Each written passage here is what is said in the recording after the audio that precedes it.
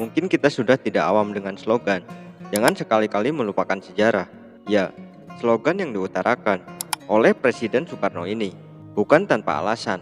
Sejarahlah yang mengajarkan kita agar kita belajar bagaimana orang di waktu lampau mengatasi sebuah masalah, sehingga kita tidak terjebak pada kesalahan yang sama.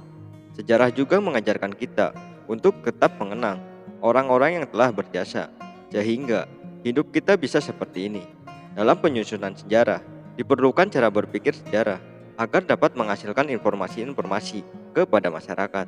Berikut adalah cara berpikir sejarah dan penjelasannya. Cara berpikir sejarah. Sejarah adalah kejadian-kejadian dan peristiwa pada masa lampau yang terkait dengan kehidupan manusia. Ilmu yang mempelajari tentang kejadian-kejadian itu disebut ilmu sejarah. Sebagai sebuah cabang ilmu pengetahuan, sejarah memerlukan cara berpikir atau konsep berpikir untuk menganalisis peristiwa di masa lampau. Konsep berpikir sejarah diantaranya adalah Diakronis. diakronis adalah konsep yang menggunakan sifat sejarah sebagai sesuatu yang memanjang dalam waktu, tetapi memiliki batasan ruang. Contohnya ialah menjelaskan siapa saja Presiden Indonesia dari merdeka hingga sekarang. Kronologis.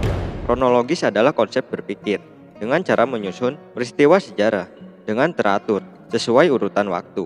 Contohnya ialah peristiwa proklamasi Indonesia diawali dengan dibawanya Bung Karno dan Bung Hatta ke Rengas Dengklok. Periodisasi.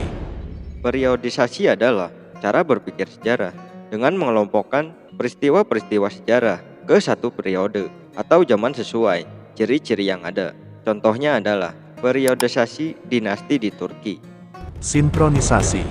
Sinkronisasi adalah cara berpikir dengan mempelajari peristiwa-peristiwa sejarah dalam sebuah waktu, namun dengan ruang lingkup yang lebih luas. Dalam cara berpikir ini, sejarawan harus mengkaji peristiwa tersebut bersama aspek politik, ekonomi, dan sosial budaya yang menyertainya. Contohnya ketika menganalisis pengaruh masuknya Belanda terhadap aspek-aspek tersebut. Itulah cara berpikir dalam sejarah.